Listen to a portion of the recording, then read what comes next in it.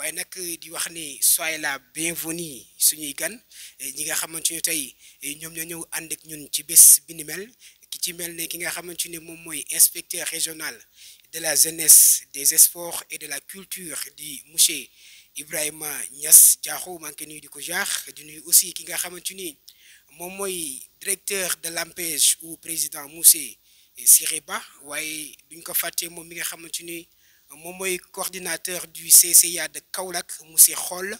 di ko nuyu bu baax a baax daal di koy kontaanee doon jigéen ju mat góor xam nga jigéen ñi nag ñoom taarkaala macha allah boo xoolee salle bi ni mel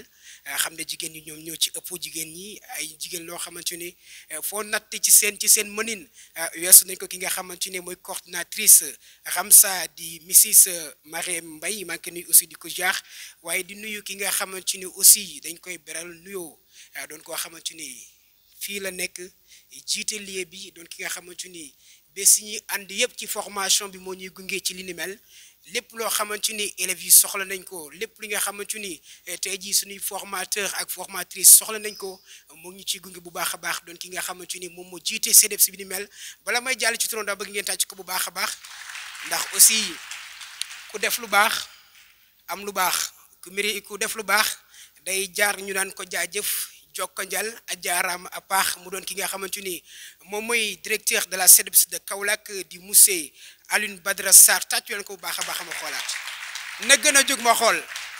ay ca na foox ok c'est ça xam nga nit ki bu defee lu baax dañ koy wax lu baax doon ki nga xamante ni aussi élèves yi ñoom ñoo ko seede mu doon nit koo xam nit ku baax la tey ci lépp luñ nga xamante ne soxla nañ ko fii yomb nañu grâce à lui nuyu ko jox ko bu baax a baax moom aussi doon ñi nga xamante ne tey moo ngi teew ci bés bi waaye duñ ko fàtte ki nga xamante ni taarkal macha allah moo ngi ànd ak ñun ci li nga xamante ne mooy bés bi di defe naa yëg seegul moom mi nga xamante ni moom mooy honorable député Mrs Rokhaya Ndiaye maa ngi ko nuyu di ko jox ak suñu commerçante bi ki nga xamante ni moom mooy monsieur Adji Diak maa ngi koy nuyu di ko jaar Mrs Adji Diak donc maa ngi koy nuyu di ko jaar daal di koy kontaanee waaye aussi di nuyu sama ki nga xamante ni moom la àndal elle est toute belle la noisette de 20 ci la nekk yaa ngi cool ayca moo ngi noonu. C'est à tous. Mesdames et messieurs, chers amis, aujourd'hui, je me tiens devant vous avec une immense gratitude, non seulement pour le parcours que nous venons de vivre ensemble, mais aussi pour le soutien indéfectible que nous avons reçu tout au long de cette formation de 10 jours, dans les métiers de l'animation et de la présentation à la télé et à la radio. Je tiens à adresser un remerciement tout particulier à nos familles, à nos époux et épouses, ainsi qu'à nos employeurs qui ont cru en nous et nous ont octroyé l'opportunité et la permission de participer à cette formation. Voir votre confiance, votre soutien ont été des piliers essentiels dans notre parcours. Sans vous, cette aventure n'aurait pas été possible. Un grand merci également à nos formateurs, en particulier notre professeur principal, Cheikh Omar Faye, dont l'expertise et la passion pour l'animation ont été une source d'inspiration pour nous tous. Son assistante, Fatima Dem, mérite également notre reconnaissance pour son engagement et son efficacité dans l'organisation de cette formation. Grâce à leur dévouement, nous avons pu apprendre et progresser dans un cadre propice à l'épanouissement. Je ne saurais oublier notre directeur, M. Sarr du CDEPS, qui a joué un rôle clé dans la réussite de cette formation. Sa vision et son leadership ont permis de créer un environnement d'apprentissage stimulant et enrichissant. Enfin, Mes chers co-scénaristes, votre dévouement, votre abnégation et votre persévérance ont fait cette expérience une véritable aventure collective. Ensemble, nous avons relevé des défis, partagé des moments inoubliables et appris les uns des autres. En conclusion, je vous remercie tous de tout cœur pour votre soutien et votre contribution à notre réussite. C'est avec fierté et enthousiasme que nous allons appliquer tout ce que nous avons appris et continuer à grandir dans nos professions respectives. Merci à tous. Technique, mais vous avez également développé votre compréhension approfondie des enjeux de la communication et de l'animation télé et radio. Vos efforts et votre implication sont la preuve que vous êtes prêts à relever les défis qui vous attendent dans le monde professionnel. Je tiens également à souligner que vous avez dignement représenté la région de Kaolack.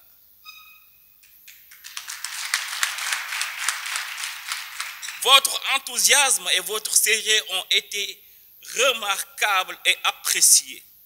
Et je suis convaincu que vous serez de véritables ambassadeurs pour votre région dans le domaine de l'animation et de la présentation télé et radio. Vous avez su créer les liens solides, partager des idées innovatrices et vous soutenir mutuellement. Des qualités essentielles qui vous serviront tout au long de votre parcours. Je remercie chaleureusement M. Sarr, notre directeur. Des applaudissements.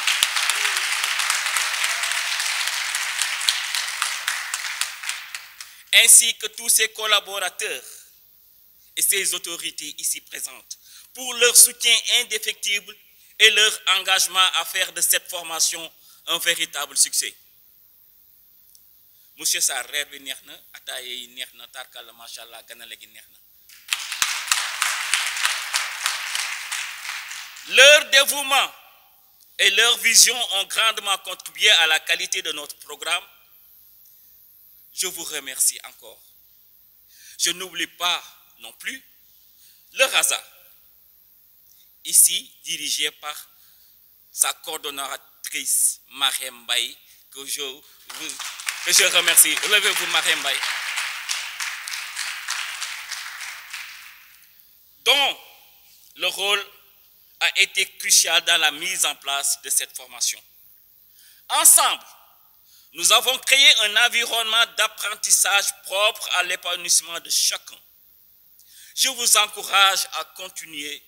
sur cette lancée, à poursuivre vos rêves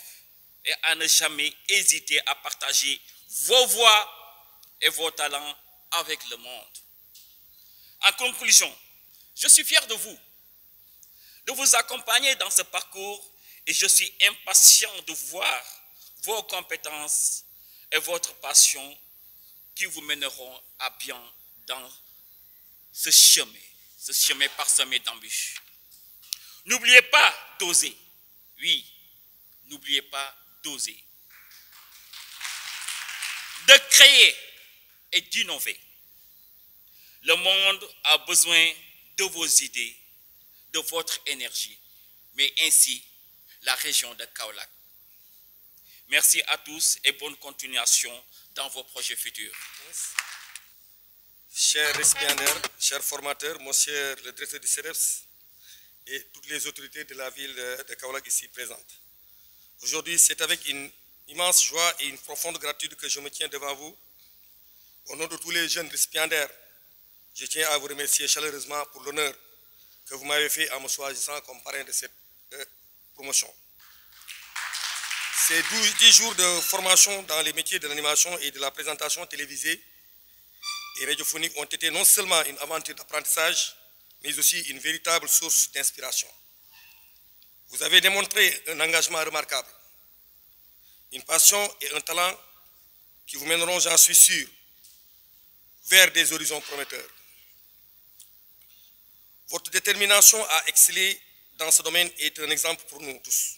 Je voudrais également exprimer ma sincère reconnaissance aux formateurs dont le professionnalisme et la bienveillance ont été essentiels à la réussite de cette formation. Vous avez su transmettre vos connaissances avec pédagogie et enthousiasme.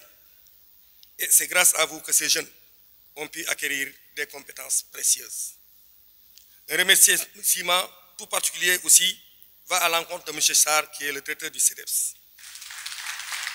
Donc, pour son soutien indéfectible et son investissement personnel dans cette formation, qui ont joué un rôle clé dans son succès. Merci de croire en la jeunesse et de vous battre pour son avenir. Je souhaite aussi saluer toutes les autorités de Kaolack présentes ici, votre engagement envers notre ville et nos jeunes en crucial. En tant que jeune Kaolackois engagé, je suis convaincu que le développement de Kaolack passe à l'épanouissement de sa jeunesse. Je suis fier de vous et de faire partie d'une communauté qui valorise le potentiel de ces jeunes et qui œuvre pour leur réussite. Ensemble, continuons à bâtir un avenir radieux pour notre ville et pour chaque jeune qui aspire à réaliser ses rêves. À Loré, où les jeunes s'inspirent à prendre les pirogues pour aller vers les îles Canaries, vous pensez à se battre pour gagner votre vie et réussir dans votre vie et dans votre pays. Félicitations encore à chacun d'entre vous. Je vous remercie de votre attention. Donc, on dit remercier encore une fois le partenaire. Jusque rek di ko wax ne dama koy ñaan genre formation yi ñu ko fi faral di gën a def et aussi de ne pas seulement se limiter à la commune de Kaolack parce que malheureusement on a l'habitude avec les partenaires d'intervenir seulement au niveau de la commune de Kaolack et oublier les autres départements. Donc dans l'avenir, si on peut vraiment voir avec nouer un partenariat, une collaboration avec les collectivités territoriales, aller dans les communes, dans les autres départements pour faire bénéficier ces genres de formation vraiment aux jeunes, ce serait une excellente initiative parce que ñi fay nekk ñu ci bëri ils veulent faire ces genres de formation mais malheureusement ils n'ont pas les moyens pour se la payer. Donc aujourd'hui, ce serait bien que le CEDEPS, je dirais la maison de la jeunesse, parce que le CEDEPS en tant que tel n'existe plus. Et M. Sarr, que vous avez devant vous, c'est le coordonnateur de la maison de la jeunesse et de la citoyenneté de Kaolack. Donc, vous n'êtes vraiment avec Audiovis 2000, vraiment, à ce que nous travaillons avec les maires pour faire profiter vraiment ces sessions de formation aux jeunes qui sont dans les autres communes. Donc, comme je suis régional, je parle pour la région et non pour le département de Kaolack. Je vous remercie et je vous donne rendez-vous à la prochaine, Inch'Allah. Alen bu baax di nuyu inspecteur académie di nuyu directeur CEDEPS ak représentant mairie ak suñuy formateur di nuyu sama naataango yi nga xam ne ñoom laa bokkaloon formation bi di leen gërëm di am mbégte ak kontaan nag di yëkkati kaddu ngir mande ndaxte lii ni ñu am ni lu jafe la parce que ndaw ñi ñu bëri dañoo bëgg a def média yaakaar nañ ne média pour nga nekk un journaliste wala présentateur wala animateur da ngay bëri wax rek te mbir mi nekkul loolu man loolu moom a daloon en 2014 bu may dugg ci métier bi mënoon naa communiquer nii yaakaar ne loolu moom mooy métier rajo mais bu ma demee ci réalité bi laa xam ne ndekete pour nga nekk un animateur wala présentateur foog nga jàng ko boo deful formation ay bêtises rek ngay def loolu nag dama koy dénk nga xam ne moom mooy directeur CEDEPS nga xam ne moom moo uuf ndaw ñi lii nga def nii lu am solo la parce que tey ñii nii toog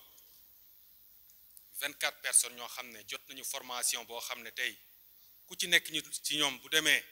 dina ko njëriñ parce que lii lu jafe la parce que 10 jours nga maîtriser lépp def théorie def pratique jafe na lool waaye nag dañoo am ay formateurs yoo xam ne vraiment macha allah chapeau lañ leen di wax monsieur Faye vraiment kontaan nañ parce que mënu ngaa ñëw ne Dakar laa jóge ñëw fii jaay ñu star parce que xam nañ ne star nga kuy bind ay série di bind ay émission di réaliser ay émission di réaliser ay film ak ay série ñëw taxaw si ñun wàccee boppam ba tolloog ñun jàngal ñu loo xamante ne mën naa dugg si ñun vraiment merci beaucoup su fekkoon da ngaa yéegal sa niveau fi nga toll ñun duñ la fa mën a fekk mais da ngaa wàccee sa niveau ba tolloog ñun moo tax li nekk si ñun tey mën a nekk si ñun man nii ma taxawee ni di wax tey lii daf ma bett man xam naa ne ñu ngi may signaler heure bi mais foog ma sant la gërëm la di sant aussi sista Fatima mi nga xamante ne vraiment orienté nañu tey suñu communication leer na xam nañu naka la ñuy présenter télé xam nañu naka la ñuy def animation rajo loolu nag c'est grâce à vous merci beaucoup et merci monsieur le directeur. dama ne woon du ma wax ci cérémonie bi mais c'est parfois bon mbir buñ ko sekkee li nga xam ne doxut dañ koy wax pour ëllëg ñu mën a rectifier et je tenais également à remercier les récipiendaires parce que sans vous dara du xew parce que ce qui m'a trop séduit ñun mën nañu bëgg mën nañu proposer mais est-ce que danañu am ñoo xam ne danañ ne indil te indi boobu dañu ko gis si yéen ngeen jox formation bi ak xam ba mu mët sëkk du ci ponctualité bi du ci engagement bi ba ci sañse yi sànq rek maa ngi koy wax ci biir ma ne ko maat gone yi maanaam dañu jël affaire bi au sérieux te nit booy def loolu mooy wan ne xam ngeen solo formation bi ñu leen jox mooy lan voilà loolu c'est très intéressant leneen li ma ci xaw a metti tuuti mooy affaire bi ampleur bu mu am ak solo su mu am te sunu formateurs yi li war si ñoom dëgg defuñu ko loolu lu ma metti la muy benn ñu doon ay kilifa bàyyi seeni njaboot tëj seeni kër fukki fan seen jabar yi namm leen seen doom yi namm leen mënuñ leen gis ndax ñun jël seen temps pour ñun nag amuñu lu dul ndawu Kaolack gëmuñu lu dul ndawu Kaolack li ñu mën mooy gis lu baax li nga xam ne ni yeneen régions yi dañ koy xëccoo ñu xëcc indi Kaolack ku ñu ci fekk baax na ku ñu ci fekkul amul benn problème di nuyu également monsieur Diack parce que tey monsieur Diack bu fi nekkul woon dana gën a métti sama gars yi loolu il faut le dire parce que dañuy wax lu baax li muy def ñun nag defaluñu leen dara ndax li ñu bëgg yëpp mënuñu ko def ci ñoom te parfois sax dañuy rus ndax situation yi man nag lu may wax mu yéen ñi nga xam ne ni tey yàlla def na ngeen am fu la bokk ci formation bi ngeen doon les premiers promotion tey ci Kaolack dama bëgg formation bi ñu koy pérenniser mooy weer bu nekk wala ñaari weer yu nekk wala ñetti weer yu nekk ñu def ko pour mu bañ a yem lekk si yéen ñaari weer yu nekk ñu dajewaat ñun ñii fi nekk xool nan la ñuy indee ñeneen pour ñu mën a xam ne ñoom am nañ talent boo xam ne war nañ ko mën a exploiter mu doon njariñ parce que marché de l'emploi bi dafa serré te tey kenn mënul wax emploi te waxoo formation donc formation moom mooy jiitu emploi di remercier également le régional bi nga xam ne ni tey ñëw na fi muy Ibrahima Niass Diawo bi mu toogee fii ba tey barki dem ba tey dafa feebar boo leen di xool sax bi muy lire discours bi il était hors de lui ba pare dafa woor donc booy xool il a perdu le sens de la communication à un moment donc loolu daf ne ma ne bu ma doon yëkkati sax danaa ñëw parce que li nga def dafa am njëriñ donc yaakaar naa ne ñun amuñu lu sut ndawu Kaolack lu ñu am dañ koy bokk ak yéen lu ñu xëcc ci àll ba pour yéen la soxla wuñ ci fukki dërëm ndax taxuñu jóg ndax dañu doon ay ndaw xam fi jafe-jafe àdduna tool bu ko autorité yi xamul nag ñun xam nañu ko parce que nekkul ne ndaw da nga war a doon ndaw rek doon fonctionnaire wóor weeru dee nga fee ko sa xaalis parce que say morom ñu ngi toll ni yow war a teral seeni waajur te yàlla defagul loolu kon loo leen mën a jàppale ci formation loo leen mën a xëccee wàññiwul ci li ngay am dara te loolu lañ fas yéene sekk ak yéen ba keroog ñu fiy jëlee wala keroog ñu ñuy affecté feneen di leen wax également mention spéciale à monsieur Faye ak Fatima damay dem fi ñu nekk de fi ñuy nekk fanaan fa dama fay dem ngor jom ak fulla ak fayda ak bëgg li ñuy def moo leen fa bàyyi waaye du alal il faut mu leer démb fii la ñu nekk ba presque 21h man 17h fekk na wàcc na maanaam da ngay xam ne ñii li ñuy def passion lañ koy defee parce que biñ ne ma formation bi soxlawuñ ci dara ñun nañ ñëw former ndaw ñi man leen man de lenn ma jaaxal muy seen nourriture ak fu ngeen tëdd demoon naa sax booy xalaat man fa ma dëkk ma jox leen néeg wallahi lazim après par la suite fay woo ma ne ma gouverneur géré na affaire mais dafa am ay complications yu nekk ci biir te loolu dafa am lu bare loo xam ne des na ci ñoom loo xam ne ni ñun lu ñu am dafa yomb trop mais dama bëgg beneen yoon ñun ñëpp nañu booloo daje ñu xool jafe-jafe yi nga xam ne ni am nañu ko ba dootul amati ñetti weer yu nekk ñu former benn cohorte de 50 loolu mën na doon njëriñ te dana doon changement de comportement ci li nga xam ne ni mooy ndaw yu Kaolack loolu rek laa ne woon dinaa ko wax maa ngi leen di jaajëfal yéen ñëpp di leen ñaanal yàlla diplôme yi ñu leen jox yàlla na doon diplôme yi nga xam ne da ngeen ci gis opportunité ba yàlla def li ngeen di ut comme xëy ngeen bëgg ko yàlla defal leen ko ci salaamaaleykum wa rahmatullah sant sama xarit sama doomu ndey sama lépp ñuy dund ay coono yu metti man ak moom mais à chaque fois mosul daw bi ñuy ñëw Kaolack on était 3 mais moom elle s'est portée volontaire pour toog maanaam tey bu neexee aussi tamit ñii ñi nga xam te ne moom ñoom la ñuy sagal c'est grâce à eux ña nga dañuy wax rek mais tey suñu nekkin Kaolack bu neexee c'est grâce à eux mënoon nag su noonu suñu sago élève bu ci nekk sax gis nañ contribution par rapport ak tey jii lii ñuy dund fii mais dafa ci am ñu nga xamante ne faaw ñu bere leen loxo donc Fatima Dem déjà dama ko bëgg yéen ngeen remercier ma ko man particulièrement parce que dans Sky Audiovis 2000 suñu structure audiovisuelle on a formé plus de 1000 jeunes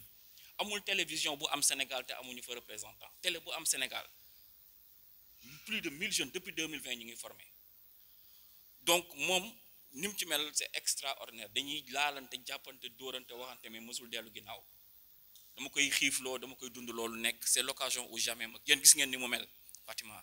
donc ma koy remercier bu baax aussi tamit suñu nekkin Kaolack bu neexee aussi tamit li tax tey jii ñun faaw c'est la première fois ñu def ay diplôme de reconnaissance parce que bi mu méttee dafa am ñu nga xam te ne ñooñu fekk foofu tàllal ñu baag jox nu ñu naan di ñu jox ñuy lekk di ñu jox ñu ñaan ñu bañ a dund yenn épreuve yi fii Kaolack moo tax je tiens à ce que ñii ñuy woo di leen jox ñu kii Babacar na man maa choisi pour jox ko parce que c'est un ami d'enfance on a fait Saint-Louis ensemble on a fait Dakar ensemble encore ñu ngi ñëwaat Kaolack donc kii sama jumeau la ñoo maase ñoo defandoo lépp moom moo ne ma booy lu mu métti toogal ñu def ko Kaolack après ça va venir te rëccu wuñ ko parce que je me suis fait des amis j'ai eu des enfants fii ñu ma jur bu nga xam te ne formation même boo ma boole ak moom sa diplôme man maa la koy jox en tant que ami du ma ko permettre kenn donc ñu koy remercier teel ko libérer. Aujourd'hui,